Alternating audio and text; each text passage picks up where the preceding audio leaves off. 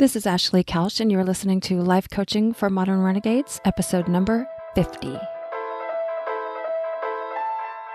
Welcome to Modern Renegades podcast. This is a life coaching podcast for the person who wants to learn how to lose themselves in the moment, not life circumstances. Each week, we will explore mental and spiritual practices that will inspire you to ask, seek, and heal.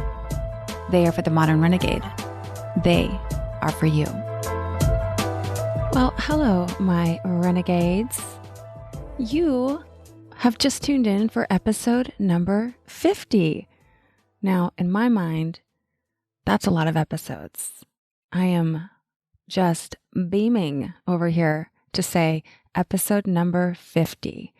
I can't wait to say the other numbers, but who fucking cares? I'm in 50 right now.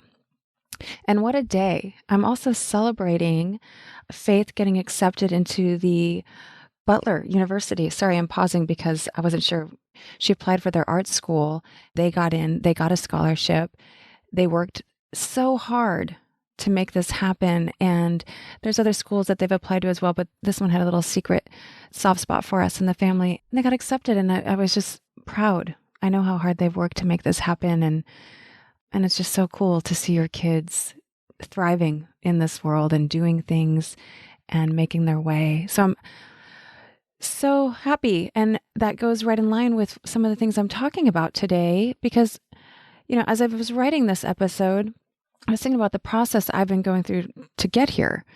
And it's what I lovingly refer to as the river of suck. You've heard me speak of this in the past. I've been frustrated, doubtful, insecure, challenged, combined with less moments of relief and pride. But it's been more of a negative emotional experience than a positive one. And sometimes I find myself consumed in the overwhelm. Actually, in the beginning, I was completely consumed with confusion, like I didn't know how. And let me tell you something, overwhelm and confusion, they pretend to be useful, just like worry, but they're not. What they are is self-indulgent feelings that prevent you from doing things like making decisions or feeling the negative emotions. I could and I will probably record an entire episode on these two feelings, understanding the impact that they can have on your day-to-day forward progress is necessary. It's very necessary, but I don't want to get into that today.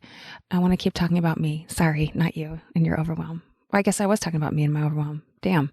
Anyway, recording this podcast the last 20 weeks has brought up a lot of my drama. And the reason I know I'm at episode 50, but I say last 20 weeks is because I decided 20 weeks ago that I was just going to start producing an episode every single week, which is why my brain was like, this is overwhelming.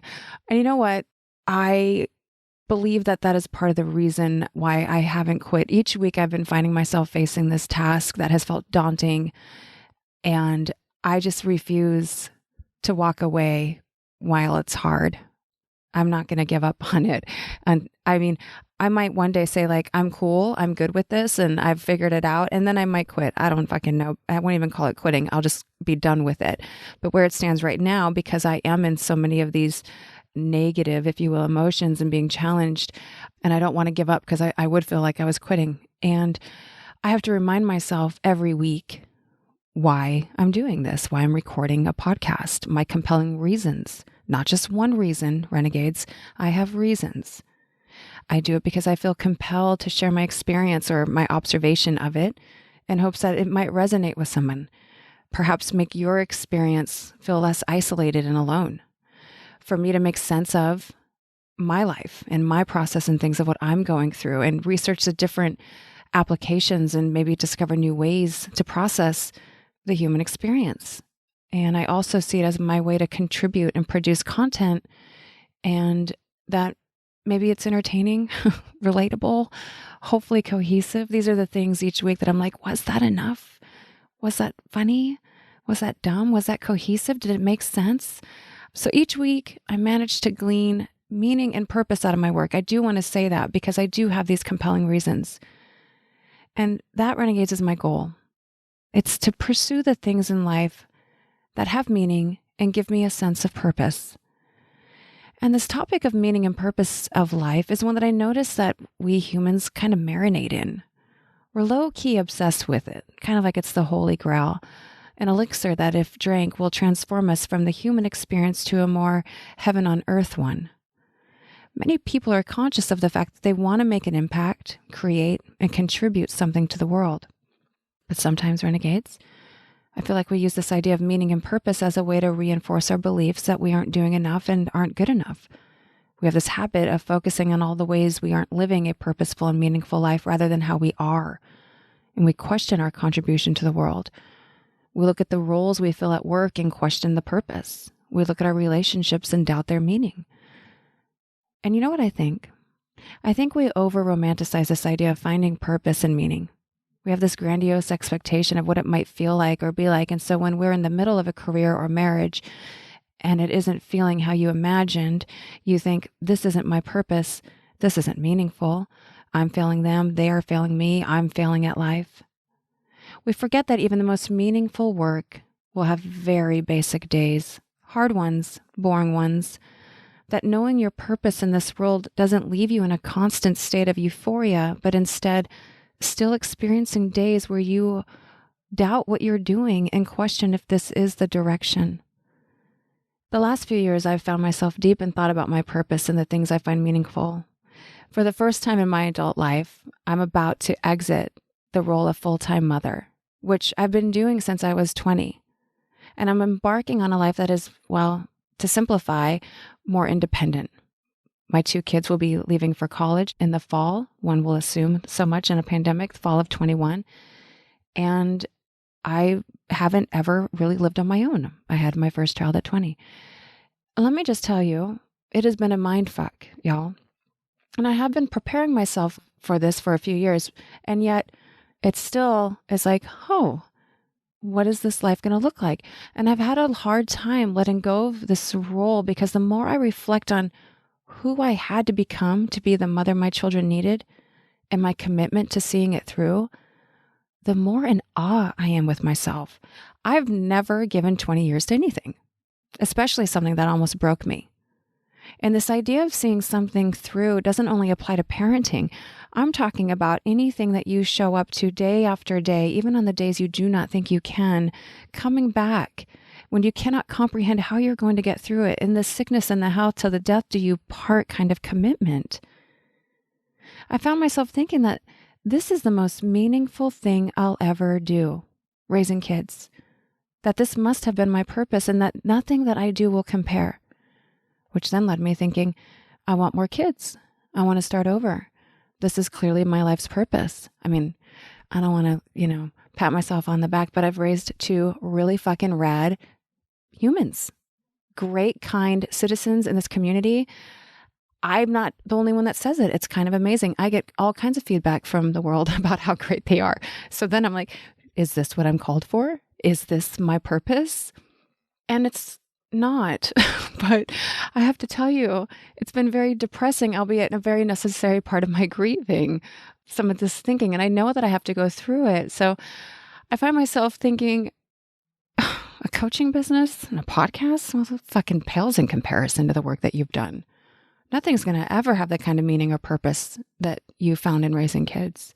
Super dramatic, right? The flip side is that it wouldn't be fair of me to compare anything that I start now, the meaning and the purpose that is, to what parenting has meant to me, or that what I've made it mean. And not because I think parenting is the most important task someone can take on. I really don't. The reason is this: I have found meaning and purpose in parenting because I'm able to look back and gather 20 years of evidence telling me I'm committed, I'm dedicated, I can do hard things, I can overcome myself, I can give my word, I'm loyal. That even after an exhausting day of working, I can get food on the table, make sure everyone is showered, and start again the next day when the sun comes up. I've contributed to society I created. I've fucked up and failed more times than I care to admit as a parent. I've learned to forgive myself and others so many times. And I've learned unconditional love for myself. All of that is to say, if I want to find meaning and purpose in my next venture, all I need to do is change my thinking and commit. We find meaning and purpose in what we do by how we choose to think about it. It's not the actual job that gives you meaning and purpose. It's your thinking. So this goes for all of you. Everything always comes back to the thinking, feeling, action cycle, renegades. I'll admit, I bet a lot of you right now, you don't see your purpose in parenting or in your career or in your relationships and the meaning because you can barely see straight. You're so in it. I want to invite each of you to consider what purpose means to you and where you do find meaning. Is it from others or is it from you?